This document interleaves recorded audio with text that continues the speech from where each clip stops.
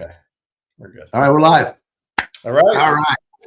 Thank you everyone for joining us today. Thrilled to have Derrick Gruner from RWA Group, a lender on the lender side. Now, this is a conversation I've been looking to have for probably 6 to 7 or 8 months. Many of you don't know, my background was in finance when I first came out of university and ended up in maintenance right away. So, but still have always kind of like, been a reader, follower, and a listener of finance, specifically around economics, markets, all those things. Love having the macro conversation and what that impact is at the micro level. Part of the things that we've done really well is being able to capitalize on macro movements and being able to exploit white space prior to it being kind of like realized the micro level, which has been fun to do. And so got a chance to meet Derrick by chance, sitting next to him at lunch at SFR West. So shout out to IMN on that event. It was a great event. Yeah. We got a chance to talking. And the interesting thing about our conversation, we started out just chatting about obviously getting to Hell Yes and the sales show, Derrick's energy, you'll hear that today. And talking about, well, what is it like from the debt side? Because ultimately, at the end of the day, the magic of real estate is leverage. And the magic is why it makes it such an incredible wealth creation vehicle for everybody on the planet, is you can lever up what you already have with someone else's money and then collect debt cash from somebody else to pay off the debt and keep a little bit for yourself. In the absence of debt, real estate becomes a pretty tough business because of all the things that are real estate related. And so was thrilled to be able to kind of have that connection and start talking about debt because of the effect that debt has. Now, what's interesting about debt, and we talk about, you'll hear underwriting all the time in terms of a conversation with anybody at the asset manager level and up. They're looking to underwrite their properties, especially this time of year. There's all these underwritings that are happening and it's all going through. And ultimately, all of this needs to hit a debt seller, right? A provider of debt. And debt is an interesting concept because it may feel like it's something that is, a necessary evil, but actually it's a wonderful, magical thing that can be used when used properly to amplify your earnings and to create liquidity moments and to be able to exit your position, all these different things. But it has to be done the right way and it has to be with the right partners. And so debt as a construct is one of the 3 legs in real estate in terms of being able to make it happen. If you don't have debt, it's very difficult to make money in this business. And then ultimately, debt helps get things done. If you don't have debt, you have very little construction. If you don't have debt, you have very little operations. You have very little ownership. Very difficult to even scale up the businesses that serve the properties. So as an intro, got a chance to meet Derrick. Derrick's from originally, great background with Genesis, Apollo. What was the one of the original ones that you were in? Started at Anchor Loans. Anchor. That was one, Anchor Loans. And what's grown this whole SFR BTR business has been the availability of capital. Now, flash forward to 2022, when capital became really tight because interest rates, Feb 2, 2023, when the interest rate, or 2023, when the interest rate kind of started going up. And then by the end of the year, 2023, we're looking at an 8x increase on the interest rates. Debt became really hard to available, and the lack of availability of debt, compression of available liquidity, the money supply shrank, all these things shrank, but debt was still chugging along. Right. And that's right. The conversation that we had to open the conversation was, are we moving into a debt cycle, or are we, continuing along with our equity cycle is how we started? Because a lot of the world that we look like right now may or may not, depending on the data you're looking at, the point of view, look a lot like the early 1980s, right? Where we've got political calamities going on. We've got a one-term president. We've got inflation that was really high with interest rates that were really high. And there was the debt bond cycle of the mid 80s. And so that's kind of how we started our question. Our conversation is around like, are we moving into a debt cycle? What does that mean? Or. Right. And so that was how we kind of started the conversation around where we're at to think about how debt influences what we do in the world. So if you're listening today and you don't, maybe you're a maintenance side folk or site level folk, or maybe you don't have you don't necessarily think about things this way, I really want you to listen closely to this conversation. Principally because the way that debt leverages up wealth can be one of the most important things to learn before you go on holiday this year, before you think about 2026. And Derrick's kind enough to come on the show today and talk about debt and specifically around they sell debt. Well, how do they differentiate around debt? Now, as we all know, this is a getting to hell yes conversation, and there are hell yes buyers in the debt side of things. And think of a buyer as like somebody who's seeking to get debt capital to be able to build something or finance something. And so it's not all debt is created equal, and not all buyers are created equal. We'll talk a little about that today. As always, this is brought to you by IRCX. IRCX is AI remote property management software, so you can inspect, you can triage, troubleshoot, scope things all remotely, on site, or automatically with no app to download. And if you're listening today on the live show, any questions you put on there would be wonderful. We always love the engagement. If you're catching this later on the live, add any comments. Both Derrick and I will get notified and we'll be able to jump in the conversation. And if it's the podcast or on Apple, please subscribe, download. That always makes it a whole much easier for people to find us and to listen to conversations like that, like this. So without further ado, Derrick, thank you so much for the time today. Thanks for, being fortunate enough to, or maybe I'm fortunate enough to run into you at the conference and starting the conversation. A little about yourself and then how you got into this role. I mean, a long history of being a GC, being a loans officer, being a compliance officer, both sides of the U.S., LA, and Pacific and the East Coast. And how did you get in this role today? And then specifically, what's the problem that you guys are solving today? Listen, first of all, Guillermo, thank you very much for the invitation. Really a pleasure to bump into you organically in Scottsdale at IMN. And I agree with you. Kudos to the IMN folks for doing a really great presentation as always. I know you got a chance to sit down with Steve Leonard during the evening, and Steve runs that show. And I've known Steve a long time. It's just he's one of the best event runners in the space. So I agree with you. Great event here now. And again, you set the table nicely there. One of the things that you talked about was how interest rates affected the market. And I'm actually going to give you a contrarian view about how interest rates really didn't impact certain parts of the market.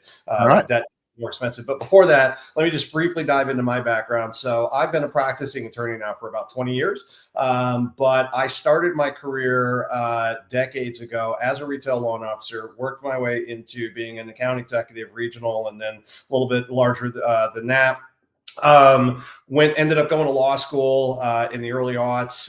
Got out of law school, was fortunate enough to know everybody in the space. Again, on a national level, didn't take too long to put together a book of business. About 5 years out, I became partner at a AV-rated East Coast law firm. A few years after that, got in contact with a young dual Reg D fund called Anchor Loans, which was at the time one of the 800-pound, still is one of the 800-pound gorillas in the space.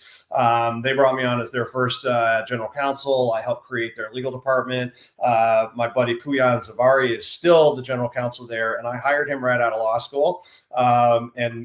He didn't think he would pass the bar on the first go. Of course he did.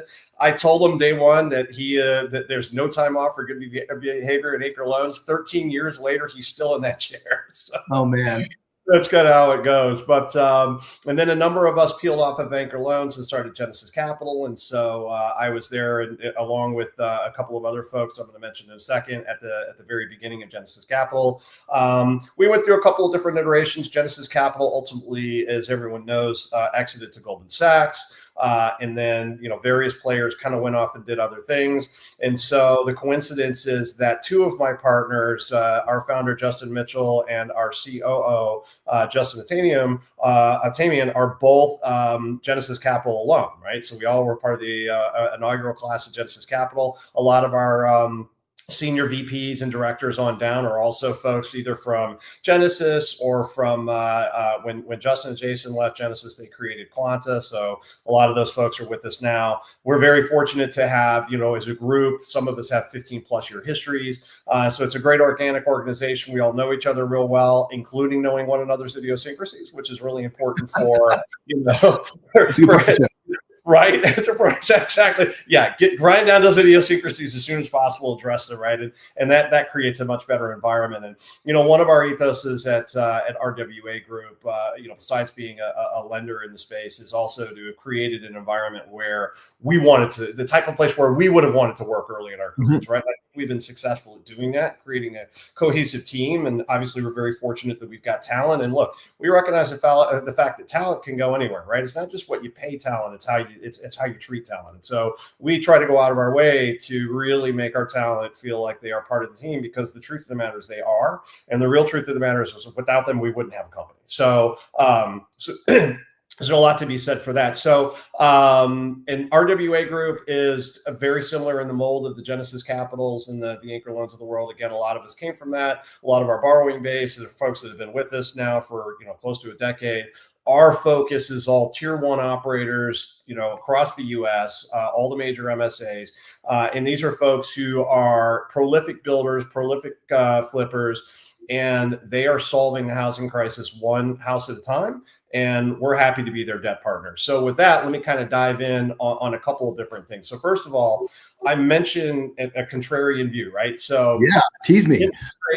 Interest rates are important, no doubt, right? And your whole sort of sermon about the importance of liquidity is super important, right? Because debt capital is a lot cheaper than investment capital, whether it's mezz or whether it's friends and family or whatever. I mean, you pay really high pref rates for that capital, especially if you're doing well.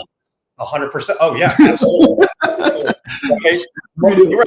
It's expensive, whereas debt's relatively cheap. So the idea is, listen, whether you're building to rent, then you're going to be focused on your cap rates, or you're building as an exit, then you're going to be focused on your pro forma, whatever it is, right? The idea is to get your cost of funds down, and that's true across the board. So cost of funds is an important thing, and debt answers that question. So some of the biggest things that that we noticed, right? So I'll talk about, for example, when interest rates shot up. Our borrowing base is like everyone else. They're interest rate sensitive, but they're not as interest rate sensitive, right? And so I'm sure a lot of our borrowers would disagree with this, but I want to put it in the proper perspective, right? This money is 12 months on the inside and 24 months on the outside, right? So typically our loans are 12-month loans, 12-month loans, many of them mature before that. So when they're looking at a pro forma, yeah, they're looking at our cost of funds, but they're looking at our cost of funds against the backdrop of the short duration of hold. And that's really important, right? So when interest rates spiked, it created a huge problem with a lot of the long-term product, right? The DSCR with the 30-year amortization and a 10-year maturity. It didn't impact us as much. Where it impacted us was the exit, right? So the build to sell part of our business really, I wouldn't say evaporated, but really it was reduced very quickly. And that's where there was an impact. But the development community is a very nimble community, and right away they went from build to sell assets to build to rent assets. So because they recognized, as we do, that the underlying fundamentals of the housing shortage are real, and it doesn't matter where you are, who you talk to. I can't comment as much on the situation in Canada, although I do know that you've got major market shortages in places. Oh no, we're super short. We're super short. Okay, there you go. We had a massive immigration boom for I think last 4 to 8 years, and we're way worse than we were even before. Right, exactly. And a shorter construction season, and less builders, and less people. Same story. It's the same story. So exactly. So our dynamics were a little bit different here in the U.S. Our dynamics were that after the Great Recession, people just stopped building housing. And I remember, several years after I want to say it was like maybe 2011 or 2012, the first time I saw a subdivision under construction, I was like, right? It was like, wait, what is that? Oh, hold on a second. That's a subdivision. They still make those? It's just like one of those weird things. It's like cranes in the sky, right? 100%. Right. Cranes in the sky, you're like, whoa, I haven't seen one of those in a while. Listen, when I moved to Miami, when I moved back from Brazil in 2008, the construction crane was the city bird of Miami. I mean, they were everywhere. And then by 2010, a lot of those buildings were black. The only thing they had was the emergency lights on the top, but other than that, they were essentially shrink wrapped, right? And it was wild. And so you're looking out at all these dark towers. I remember seeing the same thing in Vancouver. So I mean, it's sort of right. And so the bottom line is that there aren't enough beds for heads, right? And so our dynamics have been a little bit different in that, yes, immigration's been a factor. Yes, family formation's a factor. Also, the paucity of construction after the Great Recession a factor. So a little bit different mix, same result. So it doesn't matter who you talk to, you're going to get a national number somewhere between, conservatively maybe 4 million and ambitiously maybe 6 million, right? But it doesn't matter, because if you think about that against the backdrop of housing starts, right, on a national level, any given snapshot, any given quarter, any given month, any given anything, you're still looking at about a 10-year build out just to meet the housing demand that exists today. And that doesn't take into account, whatever immigration policy becomes, in-migration is still going to be a thing, right? It doesn't matter how that is. And even if you take migration and immigration off the table, you're still going to have family formation. You're still going to have, babies being born, right? Children coming of age, graduating college, getting married, forming families, right? So dynamics are going to change a whole lot, and they certainly aren't going to change enough where if we stop building housing, that all of a sudden that 6 million is going to evaporate because there's less demand. It's just not going to happen. So dealing with that reality for us is, okay, how do we then equip our borrowers with the tools necessary to continue to build our way out of this housing shortage, right? And particularly in acute housing shortage states like California, like New York, like Texas, like Florida, right? So those are sort of our I would say our biggest states right now. But the same applies in places like Tennessee and the Carolinas, right? It's not just and they're less equipped from an infrastructure perspective to actually create the housing. Like, you can build a house and I can't speak for this directly, but they're given the years of development and I'll say enterprise infrastructure in place, developmental infrastructure in place in Texas, Florida, California is hard to talk about, but like in those states, at least you've got the people to do the work and the companies that do the work. Cause a builder doesn't build a home. It's all the trades and vendors that build the home. Right. And so like, they're the ones that actually swing the hammer. And so like, that infrastructure is even tighter in the North Carolinas, the South Carolinas, the other, Arizona for sure, right? Those are really, really tight from a labor perspective. So we're, maybe the next show we do is like, how are these going to be built? Because like there's not enough kitchens, not enough bakers to make all the buns that we need to eat. 100%. 100%. And you bring up a really good point. After the Great Recession, we lost something around, and I don't remember the exact statistic, but during the Great Recession, we had an attrition of around 30% of the construction labor force, right? Yep. And I don't know if that number is 100% correct, but I bet that's based on recollection, but I'm pretty sure it's. Well, it goes along with the data that every 5 leading one was coming in. So it's like 20%, 30%. That's the number. You're not going to bet against That's right. That's right. So now you're 100% correct. So a lot of construction, particularly in the last couple of years since, post-COVID, right, it was a combination of supply chain. It was a combination of, labor shortages, right? And those labor shortages and those supply chain issues, although the supply chain issues aren't as acute as they were, they still show themselves from time to time. Yeah, it was a classic supply shock. It was a shock and we need to catch up. Absolutely. And I think the global supply chain did to a certain extent, right? But it also created, a hunt for alternatives, and it created some really, I would say, I hate to use the same word twice in a sentence, but some very creative solutions to that, right? So, for example, one issue that we ran into early on after COVID was, sourcing the exact things that you're talking about: washing machines, dryers, air conditioners, stoves, kitchen kits, right? It seems like that we take that stuff for granted, but that stuff evaporated pretty quickly. And so some of our more forward-thinking developers started to warehouse that stuff. So we had one developer in particular. He had, I remember touring his, I wouldn't call it a warehouse, right? He had a construction site. He was doing horizontal multifamily, built to hold. And I went out and walked the site, and he had all these cargo trailers, right? The big cargo boxes, and they were filled with basic things: air conditioners, windows, like, stuff that you would just take for granted. And he said, listen, Pella windows are difficult to get a hold of, right? And I don't want to have to use a cheap Chinese knockoff. So, I've got to have in Florida, Texas, I've got to have hurricane glass, right? In Louisiana, I got to have it. So, that was an interesting sort of layup. Again, some of that stuff has worked itself out, but the labor issue is perennial.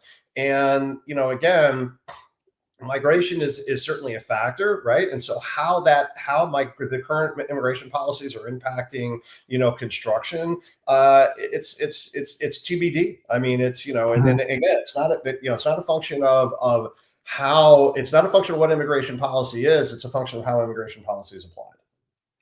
Yeah. Yeah. I mean, and that's the gap between what you say and what you do, right? I mean, Sure. And then again, regionally, it has its own nuances, right? So it's like that's for a different show because there's no, I don't know, it's better to talk about the impacts of it all than actually the policy because like.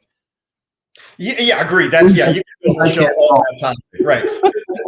Getting back to I appreciate that. But getting back to your original thesis, right?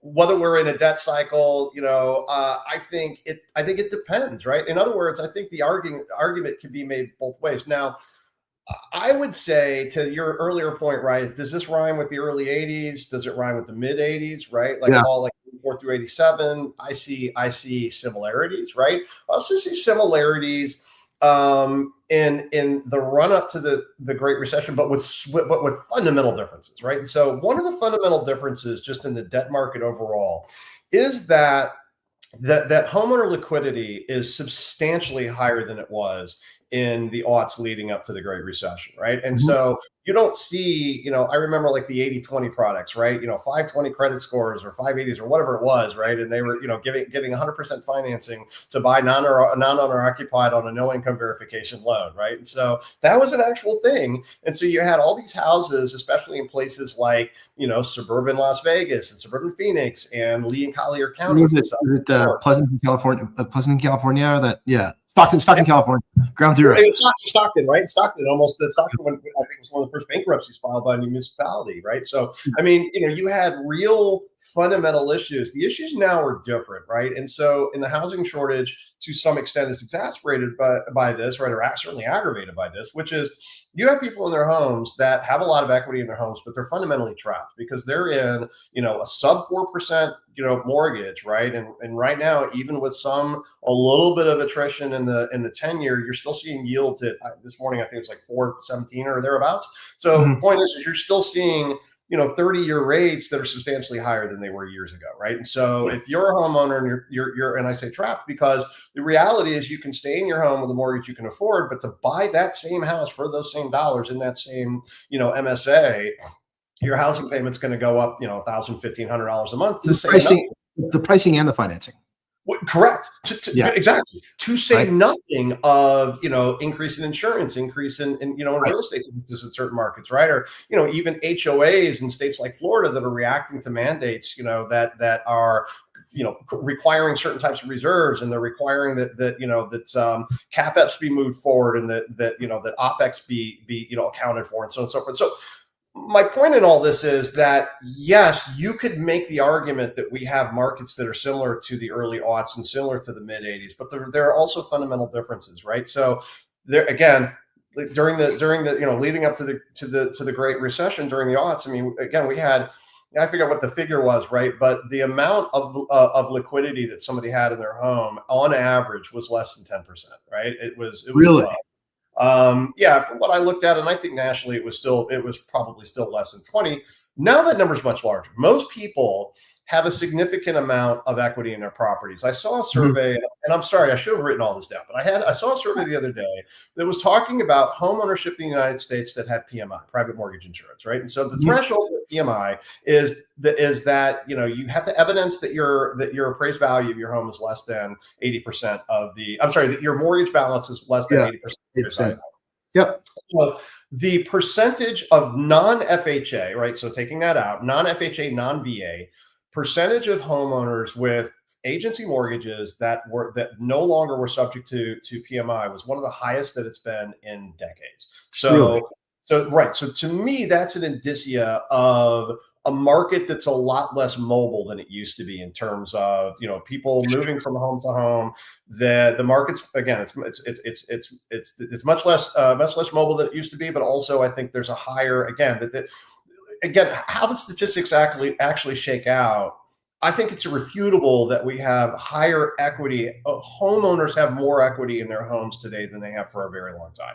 And so from my standpoint, right, and from our standpoint is looking at debt. Now, the disclaimer is we don't do consumer debt. We only supply capital to builders, but we're mindful of the fact that these builders are building end-use product, right? And so we want to make sure that we understand the feasibility of exits for these builders, right? Are they building a home that meets the market where it is? This is the interesting part, right? Because you're getting into the business of the builder, which gets into the operations of the functions, the operating of the units, right?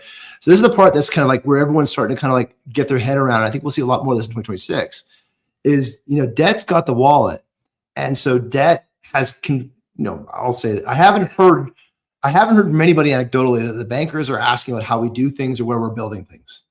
We are starting to hear that more and more, is they want to know where we're building things, but then eventually they're going to ask, how are we doing things? Because ultimately your capital is at risk for your LPs. That's right. So since you've got the LPs, you've got your risk tolerances for how you want to deploy capital, you're either going to see a consolidation of who you're going to deploy capital to, or you're kind of like the rules to be able to borrow the money, those are all going to change too. And yeah. So that's a great point, right? So early on, I mentioned that, sort of like tiers, right? So you have sort of 4, really 5 tiers of borrowers in our space, right? So the top tier are the folks that have done, 10 plus. They're like we call them like the tier 1 prime, or whatever you want to call them, the exceptional super borrowers, whatever you want to describe it. They've done 10 plus properties in the last 2 or 3 years. Many of these folks have done 10 properties in the last 5 months, right? I mean, so they're prolific builders. Behind that, you've got the tier 1, which is folks who are done, call it 5 or more exits in the last 2 to 3 years. And then it kind of goes down from there. So the market that we don't play in is sort of the tier 3, tier 4. So think of the tier 4 as, a brand new market entrant, right? Someone who's just getting into the space. Now, there are compensating factors. You can have, a guy or a gal who's been a general contractor for the last 10 years, and they've done a lot of projects. They've just never been the sponsor. They've never been the person that's actually, okay, now it's my project. You don't want a hobbyist, right? Exactly. Right. That's right. That's right. Or someone who's trying this out for the first time. Listen, there are a lot of organizations out there that'll do that risk tolerance, but we cater to a little bit different market. So that tier 4 is, like you said, new market entrants, hobbyists. That tier 3 is folks that are just kind of getting up and going, and then they get the tier 2. Is that just for to kind of tie together people that aren't familiar with the LP model? Is that tied into your kind of like your bylaws in terms of how you deploy capital? And is that kind of put into how you guys raise capital for the fund? That's a great question. So we set out, and keep in mind, we've been doing this a long time, right? So we write our own guidelines, and we go to our LPs and we say, these are our guidelines, right? This is how we're put together, right? And so a lot of our capital tends to be either silent capital or very quiet capital, right? What they're looking at is they want us to manage the assets, and that's really what the focus is, right? So, but to your point, having a very clear picture of how we manage risk, right? And we are very credit centric. And so that goes into your questions about, how involved are we in the builder's process? And the answer is very, and we always have been, right? Because, one of the things is because we are working with borrowers who are constructing projects, they'll provide labor, material, and services to the subject property. They'll come back to us for a construction draw. Then we'll verify that work has actually been done, that the provision of labor, material, and services are accurate. That, like I said earlier, they said they put Pella windows into the project. They actually did. They said they put quartz countertops. They actually did. Things like that. Also, we can see distress. We can see distress right away. We notice distress in a couple of different manifest in a couple of different ways. For example, distress might manifest as there's been a pronounced gap in the provision of labor, material, and services, right? Unless it's a super borrower that funds everything and comes to us at the very end to get their entire construction draw for everything that they've fronted. But that's an exception. But typically, the periodic construction draws, right? We'll see if there's a lag, or we'll see that, that, like I said, there's a paucity of provision of again, labor, material, and services to the subject property that will show us distress. So we are definitely engaged in what our borrowers are doing, and it goes back to that sort of feasibility thing, and that folds back to our underwriting guidelines, which we have told all of our partners and our borrowing base, right? I mean, we're not, we're up in kimono with our guidelines. We're like, hey, this is what we do. Our market is almost exclusively that tier 1 prime, that tier 1, and that tier 2. And so, yes, it gives our limited partners a certain view on, how we manage risk, right? And again, how credit centric we are. And so also the flip side is the to our borrowers, right? What the value proposition is there is that it's a known quantity. So our 2 strengths in the space are certainty of close and speed of execution. What I mean by that is, we're not LOI, letter of intent, right? We're not LOI shopping. If we give someone an LOI, that's money. They can go to the bank with that, right? We're going to do that project. And the reason we can do that is because we're very credit centric. We've underwritten the file. We've underwritten the borrower. We understand the project. We've seen the feasibility. We've heard the story for why that project makes sense wherever it's being built. And also keep in mind, a lot of our builders are high end. Right. So they're building, we frequently see, $10+ million looks. Right. And we've had a couple of that we've gone through. We very frequently see $3+ million deals. Right. And so, again, these are a little bit higher end. And so when you've got that kind of money out, you have to make sure that that's a asset that's going to perform. And for everyone listening, the concept of position is something that is like, I'll say it, like you're not in the home building business or the home ownership business. You're in the real estate business. You're in the lending business. Right. And so the concept of positioning, if someone does if a project does fail, the position of the debt holder is typically first position, and then you've got investors, and then that cascades from there. And so first position means that that's your problem first.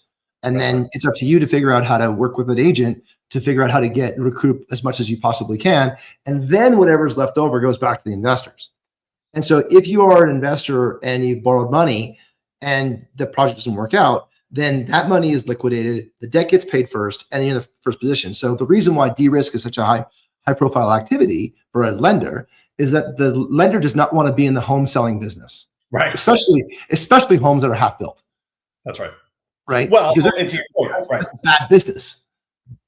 Right, Guillermo. No, that's a really great point and a very important one as well, right? So yes, we do factor in, the way our loan documents are written, we have step-in rights, right? So we do have the ability for a busted project to step in and complete the project, and we will do that, right? And so the last thing we want to do is go to market with REO that's a half-baked project, right? That's just going to be a loss all the way around. So a lot of times we'll try to, but fortunately we've had very, very few defaults over the last, over 6 billion originated.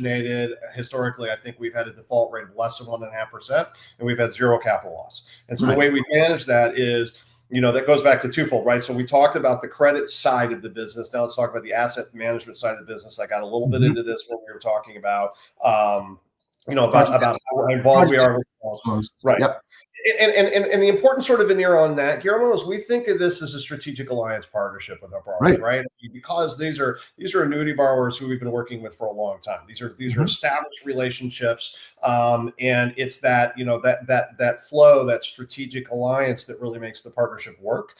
And so it's the reason we have so few defaults, and the reason we have no capital losses, because, again, very credit centric. We're very involved in the projects, and if we have to step in, then we will. But the idea being is, no, we don't want to be in the property management business. We don't want to be in the real estate holding business. We don't want to be in the real estate sales business. We are lenders, and that's all we want to do.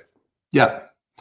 And so, and I think that's until you really understand the concept of position and disillusion and all those things, it's kind of easy to misconstrue why there's such interest in the lender in progress and where things are at. But obviously you recognize that, like, worst case scenario is actually a very worst case scenario for your business, because it's not where you want to be. So and maneuvering out of that costs you money on the original deal, and then costs you money on an operational perspective, because it's not what you want to do. Exactly. Right. And so that makes sense. And so that kind of adds in, kind of like credentializes the approach to working with people who are not doing it the first time, like no hobbyists. You want to work with people who understand the business, understand the P&L. They understand the importance of debt and why it's a partnership, right? There's a hell yes kind of point there. And then getting into the fact that they actually understand how covenants and all these things all work, because you're guarding the capital of the people that have invested in your fund. That's right. And then you've got an obligation, a fiduciary, because you're financial, taking other people's money, to be able to steward towards the returns that they're going to make. That's exactly right. 100%. No, we do have, yes. I mean, it's certainly a literal fiduciary in terms or maybe conceptual fiduciary, even if not a legal fiduciary. But yes, we have a responsibility to our investors to be good stewards of their investments. And, a lot of our investors, both on the private side and on the institutional side, they they're drawn to us precisely because of that depth and breadth of experience in managing the assets, right? So at the end of the day, the asset is a loan itself, and a performing loan at that, right? So it's incumbent upon us to make sure that those loans perform, that they pay out, and that we step in and resolve if there's not if there's any kind of distress, right? So again, yes, it's incumbent upon us to be good stewards of our investors' money, whether, like you said, however that LP relationship is. The answer is the same. All our investors want to see at the end of the day is a coupon. They don't want anything else. They don't want any headaches. They don't want any noise. They don't want any static. They want a return, and it's our job to deliver that. And I mean, and I'll guess, like, are you in a GP position in the fund? What's that? You in a GP position in the fund? We are. Well, it's a little bit different. So we're a fund manager. So think of it as a collection of LPs. Okay, collection of LPs, and then when that fund closes and turns over, like, you get paid the gap between what you promised people you were lending towards and the people that you lent money to. Like the LPs that invested in the fund and their coupon, and then what you were able to rent to lend out, and the gap on that goes directly into how you guys get paid.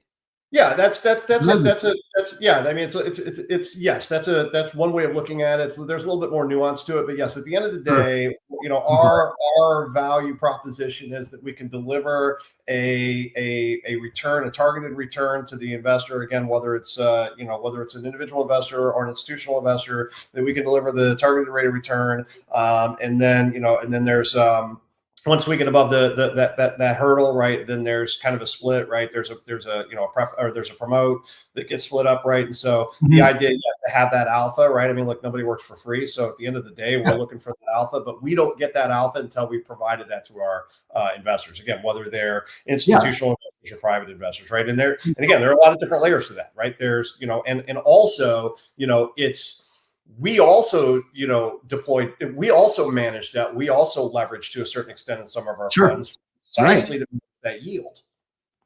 And so what's interesting is that, like, there's two customers here, right? There's the customer that you're raising, or you're a seller. You're a seller in terms of raising capital, and that has a commitment to that. And then you're also selling the debt in the marketplace because you're competing for projects. And so ultimately it's a marketplace that people don't fully appreciate, because the money didn't come from heaven. It came from something, someone, somehow. Yeah, right. And it has an expectation around return. And so I think it's interesting to have the understanding that the hell yes on the fund side is a function of how you deploy capital, manage capital on the, I'll say, the operation side of things. 100%. And that's what they're buying. Right. Like, they're buying a commitment to a coupon that has a low probability of default. And I know I'm going to get it because I've got pensioners, I've got all these other things I got to pay for. So they've got a cash flow obligation. You're able to deliver on that cash flow obligation as return on their fund. That happens there. And so there's hell yes moments in that side of things, because they actually want to put their capital and deploy it in a place that's going to come back to them, because they've got their cash flow obligations. And then your side of things, on a debt deployment perspective, you've got to choose your projects, and your projects have the hell yes element to them as well, because you want a specific kind of, you're a buyer as well. Like, you're selling debt, you're buying you're buying in, and you take a debt position on those projects. So it is, if you stand back, for those listening, you think about the relationship of capital flows and the difference you're able to create by providing value adds like experience, like process, like rigor, right? That begins to solidify the probability of bad things from happening. Right. Well, and that's the business of banking. The business of banking is prevent bad things from happening. That's right. And so, and then when you go to market for the debt provision perspective, now you're seeking projects that have a specific affinity to how you committed to your investors, and what that's going to deliver that return, and where you guys are able to maximize, where you guys are uniquely incredible. I just think it's like, when you say that out loud, sometimes it's like, it feels like it's a shell game, but it's really just a de-risking of capital and a commitment to cash flows on one side, and a de-risking of capital and a commitment to funding on the other side. And the magic, the sausage machine is understanding what the investors, your investors, want, and then how the builders create value within their capital. Because everyone's allowed to take, if you make more money along the way, you're allowed to take your share of that more money. Of The course. builder sells it for more or rents it for more. They're allowed to make more money. You guys create more value. You're allowed to make more money. And then the investors, their job is to provide more capital. And if they do it well, they're allowed to make more money. And it's all totally fair to make more money. And that's the part that's super interesting about banking and debt, is because you're allowed to make more money, or you're not, but you're allowed to make more money if you keep doing this repeatedly. Well, that's 100% right. And listen, and that is, I think you hit on a really important couple of points here, Guillermo, right? So the first one that you talked about is exactly right. It's an ecosystem. We call it the stream of commerce, right? So you think about it, from I mean, in its simplest explanation, right? You have a 401k or you have an IRA, right? You're looking for a return on that investment, right? You've got to hit a certain coupon so you can fund your retirement. So the custodians of those dollars put those dollars into pools, and now they're looking for some place to deploy that capital as well. And if they do so successfully and hit their hurdle, they're going to make a management fee, right? And so they earn a management fee. And how do they do that? They do that by finding, the alpha that they need to get. So if they need to return X percent to their investors across the board, then they need to yield Y percent, right? So they're going to look for other asset managers that can deliver on that. And so we come in and say, all right, well, construction financing tends to cost around this particular bracket. And so, that bracket creates alpha to you in this form. And then obviously, yes, we take what is essentially, in many of our agreements, it is literally an asset management fee, right? Mm-hmm. And so, so that's where we pick up our alpha. And then look, if we don't do our job, we don't get paid. But to your point, it's consistency, right? And so the only way this business works is consistency, and it's consistency across the board, right? So again, going back to that stream of commerce, that dollar that's in the system, or in the stream rather, right, as it's floating down that stream, it needs to, every time it's touched, it needs to be sort of caressed and loved on, right? And so that's where, right, and that's where we come in, because if we don't provide that value, we're gonna, on both sides of the equation, and you hit it nicely, right? It's a balance between, we're able to provide value to the investment side of our business, and we're able to provide value to the borrower side of our business, right? And we do both consistently, day in and day out. So the fundamentals of what we do and what we've been doing, I don't know, 14, 15 years in the C-suite at this point, right? What I do today is not fundamentally different from what I did the day I stepped into the C-suite, right? It's the same. Sure. The same thing. It's that consistency. You talked about one thing, that sort of banking thing. We're not exactly bankers, we're asset managers, but the mantra is the same. Don't do stupid stuff. It's just like, don't, right? Yeah. So we don't chase the market to the bottom. We don't do esoteric stuff. We don't allow over leveraging. It's a very consistent. The product that we put out on the street is the same product that we've been putting out on the street for 15 years, right? And so, and that consistency is important to all of the markets that we face throughout that sort of ecosystem that you described, right? It's important to our investors because they see that consistency and they know that we consistently deploy. It's important to our borrowers because our borrowers know, hey, listen, you know what? I got an LOI from RWA Group. I know that LOI is good, and it looks exactly like the LOIs that I've been getting from these guys since they started 2.5 years ago, right? It doesn't change.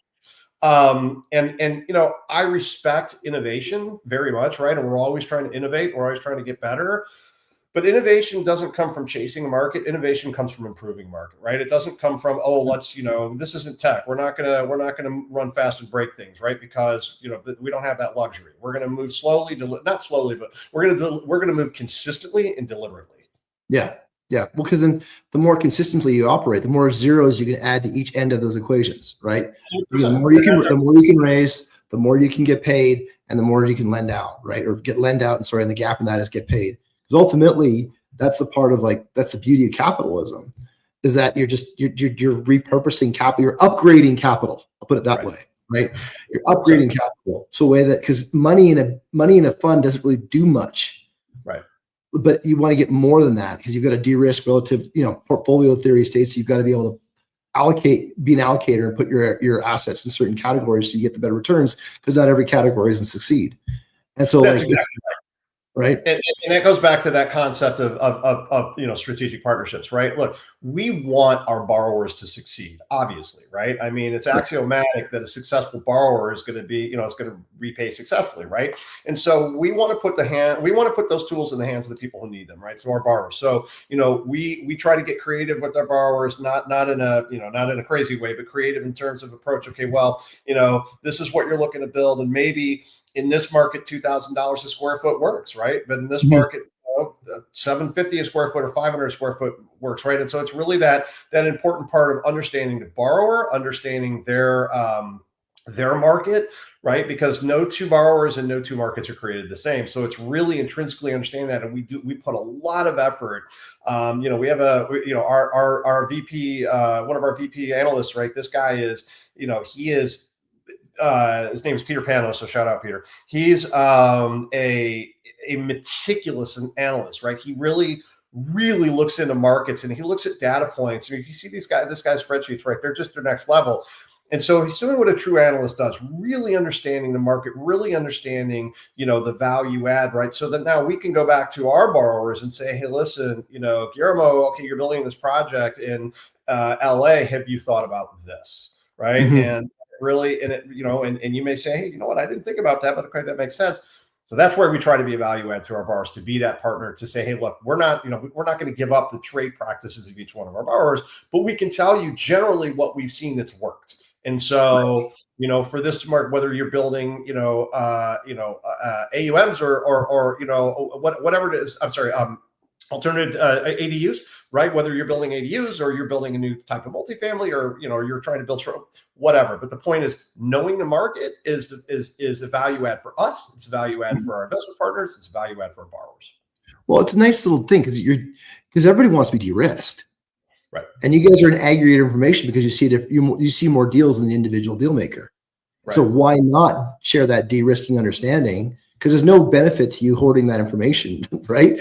Like, you want to make sure that if it's a good project and it's fully de-risked, or it's appropriately de-risked, then you're able to have conviction that that's going to fulfill its commitments and its term. Because in a 12-month period, for a loan period, like, a lot of shit can happen. A lot can change. 100%. We talked about that. We talked about that in Scottsdale, and we got a kind of interesting conversation about, like, sort of trying to see around the corner, right? Yeah. Okay, let's look at what the fundamentals are. Let's look at what's driving the market. And one of the guys across the table is like, well, I mean, I like kind of rose-colored glasses, and he wasn't wrong. But I'm like, look, dude, my market and your market are different markets, right? So in other words, if you're on the sales side, right, you're looking at completely different. If you're a real estate salesperson, you're looking at a different set of fundamentals than I am as a lender, right? So, you're he was insurance. He's selling. He's an insurance in Florida. Oh, that's right. Insurance. Sorry, that's right. And so that's like super cool guy. That's a fine line. The insurance in Florida is. I don't know the business at all, and someone's gonna flame me, but it feels like it's like red, black, or green. Like, it's like it can be that deliberate. You don't know what you're going to get.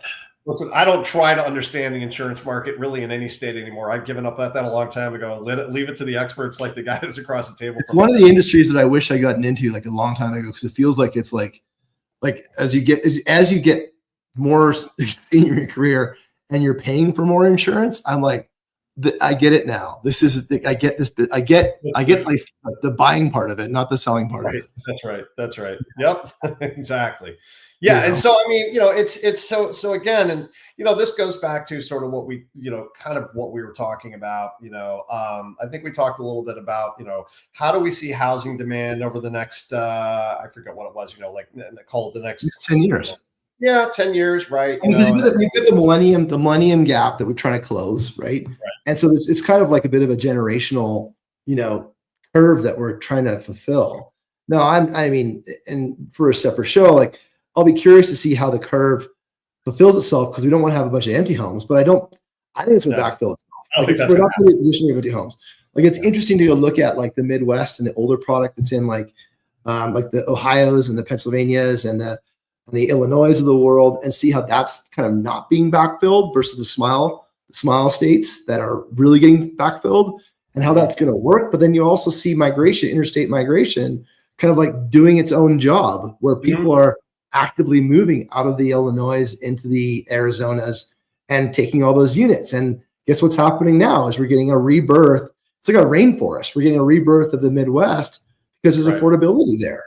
And it's affordable because people moved with their dollars. And it's kind of a beautiful thing to stand back and look at it, because it looks very much like a Mother Nature thing, right? It's like, it's just big data and people moving by choice. It's the invisible hand just doing its job. I agree 100%. We talk about, Florida's a great example, right? So, once upon a time, Florida was a low cost, low wage state, right? Now, Florida, especially south of I-4, Florida is a high cost, low wage state. And so there's coming a point where there's, I think Miami, I read a week or two ago in the Journal that Miami-Dade County is the #1 cost burdened county in the country. And so what that means is that the average person, and not average, right? So there's a huge distance between average and not average in Miami, right? It's a big delta. Yeah, in Miami you've got international. It's international market, so people come there. Yeah, that's right. But still, like, housing cost burdened folks, which means the threshold is 30 roughly 33% of income or more having to go for housing costs. In Miami-Dade County, the percentage of folks that have 50% or more going of their income going to housing costs is substantial. It's unreal. Wow. So the reason I point that out is because, to your point exactly, at some point, if it hasn't already happened, it will happen. That creates an out-migration phenomenon, right? And so, and you've seen that, you got to cut through a lot of noise, right? Because everything that you read now is so politicized, so to remain politically agnostic which is what we try to do. And it's like, let's just focus on the facts, man. We're money guys, right? I mean, politics is politics. Yeah, right? Yeah. Money doesn't vote. Right. So the money doesn't, unless there's an influx of affordable housing, right? And even affordable is debated, right? So, we think affordable as, 125% above the poverty rate for a given, MSA, right? But you could think of it a bunch of different ways, but it doesn't matter until the affordability issue is solved for some of these areas like Miami-Dade County, right? You're going to see an out migration. It's inevitable because people literally it runs out of air. It just runs out of oxygen. 100%. And so, what does that do to that underlying market, right? And to your point exactly, people vote with their pocketbooks. I mean, they always have, and they always will. I mean, people voted with their pocketbooks during the Dust Bowl era of the Great Depression and left Oklahoma, right? And, and a lot of those folks moved to California. And even, and right after that, we had the Great Migration where, millions of people left the agrarian southern states and moved to the industrialized northern states, right? So, I mean, this is, to your point, this is not a new thing. It's not a new process, it's going on for a very long time. And I think it'll continue to do that. And so, you have to think about where demand is. We still think, and I'm personally very bullish on areas like, Columbus, Charleston, and Greenville, South Carolina, right? Charlotte and the Research Triangle in North Carolina, Nashville and Tennessee, and to a lesser extent Memphis. I mean, so I'm, and obviously we're talking in a lot of issues. Some of those are infill development, some of those are scattered sites, some of those are ex-urban development. But the fundamentals are the same, right? It's driven by cost. I think there's an interesting transfer of wealth that's occurring kind of behind the scenes between boomers and millennials. Well, and in between and everything in there, where it actually makes a ton of sense to liquidate your home in Connecticut and go live in Charleston, South Carolina, and enjoy your life and rent from, one of your customers, because like they're building good homes. It's a good life. And it's quite easy. Right. And I want to touch on that for just a second, because that's an interesting thing too, right? So we talk about, when we're talking to our borrowers about exit, right? Feasibility. Okay. So I mentioned earlier, millennial is a great example, right? So, it's a lesser extent Gen Z, but as that population's aging out, and being part of, family formation, there is it used to be in this country that being part of a permanent rental class was a demerit, right? Okay. It was not the American dream. No, but now, there are a lot of folks that are millennials and Gen Z, that I talk to that at various conferences and so on and so forth, have no interest in being a homeowner. They're like, listen, man, owning a home is a pain in the ass, and it can be, right? I mean, every time you turn around, you got to fix something. And look, I mean, I live in a 3-year-old house, and I've already had to replace an air conditioning unit, right? And so, I mean, it happens, and a lot of folks just don't want to deal with that, right? So before 3 years ago, I wasn't even aware of the concept of a multifamily, horizontal multifamily. Now I see them all the time. They're basically subdivisions that are all for rent homes. And a lot of folks, if they've got a predictable number of whatever it is, 2,500, 4,500, whatever that number is, but that gives them 1.5, 2.5, 3.5 baths or whatever it is that they want, but it's a fixed cost. And if something goes wrong, they just pick up the phone and call the property manager. That's what they want. And then when that lease is up, hey, man, if they decide that they want to relocate from Houston to Charleston, they do it. And there's no. I did a paper for Brookfield like 3 years ago. So the residential construction side. And the concept that we were talking to them about then was about home seekers. So rather than calling them home buyers or renters, the same way, like when you go, a car dealership doesn't call you a car buyer and a car leaser. Right. You're drivers. They're drivers. We had 4 drivers come in today, 10 drivers come in. They're drivers. And that's all that matters. And so the concept we were kind of talking with BRP was around, hey, there's home seekers in the world, and home seekers have more choice than they ever before because they have different qualifications that they're seeking for. And they do have a lifestyle, they prioritize lifestyle. And maybe the wealth building opportunity isn't there as much as it was in prior generations. And maybe they're being quite calculated about it. I mean, those are all subject to other conversations, but like the argument is saying that it's a home seeker now. How they pay is really irrelevant. How they finance it is really irrelevant. This is where I wish the lawmakers would get their head out of their ass, because it's got nothing to do with how they pay. Right. It's got to do with where they live and how they have to do their lifestyle. And so you consider, that's the part that is just driving bananas, like especially what's going on in Ohio right now. Like, I'm like, come on, you guys, like this, you're making it harder to provide access to domiciles that people want to choose to live in. Right. Yeah, and I think that's a great point, Guillermo. And listen, this goes full circle in terms of like, what are, this is the beauty of our borrowing base, right? I mean, these are folks that look, they're solving the housing crisis. They're agnostic, a lot of them, about whether it's a for sale exit or a built to rent exit. I mean, there's a little bit of everything, and that built to rent before 4 or 5 years ago wasn't really a big thing. And we go back to the very beginning of this conversation. Interest rate increases in consumer loans changed that dynamic fundamentally, right? Before that, it was, you saw a lot more build to sell inventory. Now you're seeing more build to rent inventory or different types. But that B2R, that build to rent market is not going to go anyplace, because you're absolutely right. Home seekers. And I think I'm going to rip that off. Do it. You got it, man. It's all yours. Home seekers. They're home seekers. And they're home seeking because they've reached a certain point of their life that the apartment alternative is not practical. Right.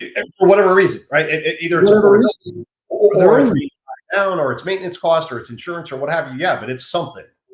And I think that's the interesting thing that I wish lawmakers would get their head of their ass, because like constricting capital, for starters, I mean, like tariffs notwithstanding, like it is not. There's been very little economies that have been successful in. A great example: Minneapolis, St. Paul. I don't know if you're familiar with this. So everyone knows Minneapolis, St. Paul, right? Basically sister cities, great place to do an experiment, right? In the 2020s, Minneapolis opened the doors to development and construction. St. Paul introduced rental controls. Right? And Minneapolis was the first state in the country to abolish single-family zoning. There you go. And so what happened? Capital crossed the river, like literally just marched across the river, and Minneapolis grew. St. Paul's on the collapse. They've got empty streets. They've got empty homes. Now they've got a taxation crisis, and it is so hard to save a city if you've lost it. Oh yeah, it is so hard to save a city, and so unintended consequences of those kind of like that legislation has lost part of a city and has bolstered the one across the river, 100%. And it was not engineered or intentional that way. It was out of best intentions, but like the wrong thing happened. And so like we don't have to go too far to find the social experiment and the financial experiment, the legislative experiment, financial outcome, and the social result of those kind of things. And so it's just like, it's very, I mean, you feel Machiavellian when you kind of look back at it and kind of like take it all in, but there's truths to how this all operates. And capital has choices. 100%. It can invest in something else. And so it's just, this is why I'm so thrilled we got a chance to connect and chat with everyone and share your experience around capital. Because like capital is it's a magical thing. Yes. And it really, and in real estate has the benefit in that you can borrow up to 80%, up of an asset valuation and lever up your capital. $100 in real estate terms can equal $500 of assets, whereas $100 in non-conventional is $100. And so like that is a magical thing when you consider that $500 could increase by 4% next year, and you get to pick up that delta. And that delta on the I'll say 5%, make it easy. That's $25 right in your pocket, right? 100%. And that's like really beautiful about real estate, and which is why it's so incredible to work with people in real estate, is that they get that opportunity that no one else has. Right. Yeah, I agree. Listen, I've been in the real estate space my entire adult life, my entire career in one iteration or another. And I say I can't think of anything I'd rather do. The truth of the matter is, I would rather be a rock star, but then I would have to be young, good looking, and have talent. And since I'm dispossessed of all three of those things, I'm here with you. No offense, but so you're a banker. Here we are today. Well, this has been wonderful, man. So two final questions to close it out, because I know we're going on today. First question. What kind of advice would you give yourself if you go back and look at your career, look at your life, look at a younger self, maybe someone who's just joining into your firm? What kind of advice do you offer up for guidance? Oh man, how much time do you have? No, I think very briefly, I think I would have figured out a way to go to law school 10 years earlier, because I went to law school in my career, and and I would have found a track to private lending a lot faster than I did, right? And so two things that were game changers in my career and my life. I'm very glad they happened, but I wish they would have happened earlier. Yeah. All right. And law school, because of why? I've got my own reason, but I'd love to hear yours. It was very simple. It was, the company that I worked for sold, there was some nice distributions. I wasn't a stakeholder or anything, but there were some nice distributions. And I really sat there and thought about what I wanted to be when I grew up. I was in my late 20s at the time, right around 30. And I was like, all right, what do I really want to do? And I kind of looked out on the landscape of my life, and the Mount Everest that I saw in the distance was becoming an attorney. No one in my family had ever done it. We never really had the means to do something like that. So I was like, all right, this is what I'm going to do. I went out and did it. Hardest thing I ever did. I just sat out of the marketplace for almost 5 years in order to accomplish it. Hardest thing I ever did, best thing I ever did. I wish I was more acute in law now, because I wish I could read contracts better. I wish I could write contracts better. And I still, I just can't follow it. I just can't. The structure doesn't lend to my brain. And that's the one thing I just wish. I'm grateful that I've got lawyers in my network, and I've got lawyers that are good friends of mine, but I just cannot, and I'm getting better at it, but it's a practice thing. You have to read a lot of contracts. They tell you when you start law school that they're going to completely reprogram your brain, and they do. It's just, it's a fundamentally different way of thinking. Yeah. That I get. And I don't know if I would have been a good lawyer, but I would. I think you would have been. Well, I appreciate that. Persuasion goes a long way in this field.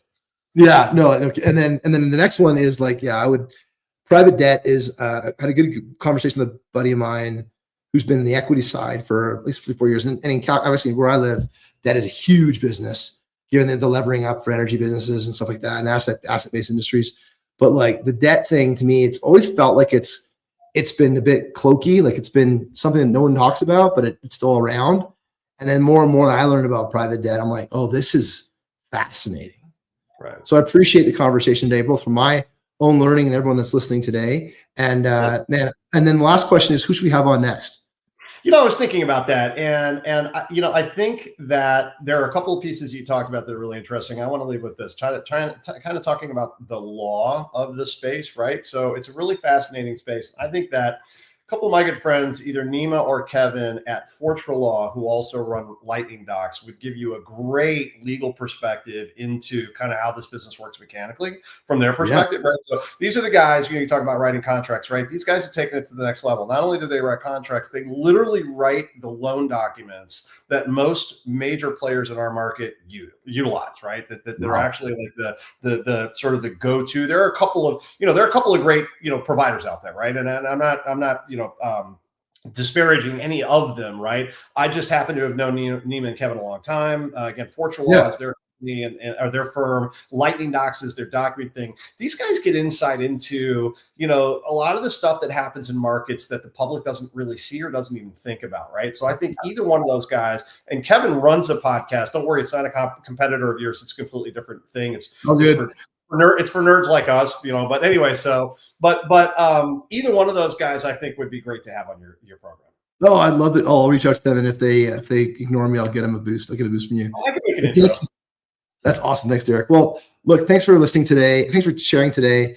Thanks everyone for listening today. This was super interesting as you dig into the fundamentals of the business that we're in, and ultimately things that affect every single one of us that's out there in this industry. And even I think the beauty of it is also personally, right? This is not only a personal, a work conversation, it's a personal conversation. Thank you for that. I've got a page and a half of notes here. I can't wait to write this up and listen to it. But I think there's interesting things around here around like your point about, I wish I would have gone into law school earlier, like getting those kind of like that and solidifying, capstoning your understanding at the time. And obviously private debt, it's a fascinating thing. I think there's tons to work on there, and appreciate all of your kind of perspective and insights on just the curve that we're in right now. Because it feels, I really believe we're going to look back at this and it's just going to look like just like one more, it's just going to be one more, just like arc within the arc. It's not going to feel, it just feels a little, I don't know. Here, I'll leave with this. Did you skateboard growing up? I did. Okay. I skateboarded too. And when you skateboard, you had your skateboard set up in your kit. And as you got going pretty fast, you got a thing called the speed wobbles. Yep. And the speed wobbles can do one of two things. It can take you down and skin your knees, or you can battle through it and get really steady and really resolute and work your way through the speed wobbles. I believe we're in a speed wobble, and we're just going to get going faster. And there are going to be some wipeouts. And that's just, you know what? I certainly had plenty. Yeah, exactly. So I think that's skin knees and a chipped tooth. I remember that very well. There you go. And that's how you learn, right? That's the value of experience. So I really believe we're just in a bit of a wobble, and the uncertainty we have is it's guttural. It's opinion, not fact. And we make decisions based on opinions, but it's there. And I'm thrilled for 2026. I think we're going to have an incredible year, and it's going to be really, really exciting. From our side, it's my opinion that I've been sharing openly, is that we're going to get into a world where the adults are in the room. We're going to be operating things with effectiveness. Folks like debt capital providers are going to be asking questions that are uncomfortable. They're going to force people to rethink how they've been doing things. And I'm really bullish on the whole machine is going to get more efficient, and it's going to start with the money. And I'm really, really excited. So thank you for sharing everything you had today.